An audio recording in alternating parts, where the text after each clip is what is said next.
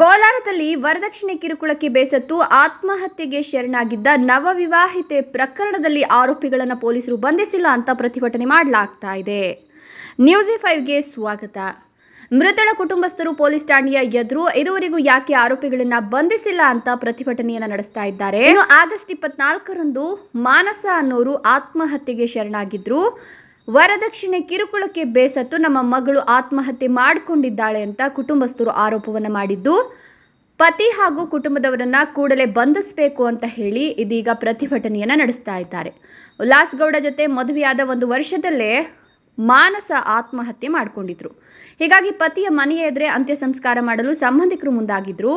ಆರೋಪಿಗಳ ವಿರುದ್ಧ ಕ್ರಮ ಕೈಗೊಳ್ಳುವ ಭರವಸೆ ನೀಡಿದ್ದ ಪೊಲೀಸರು ಸಂಬಂಧಿಕರ ಮನವೊಲಿಸಿದ್ರು.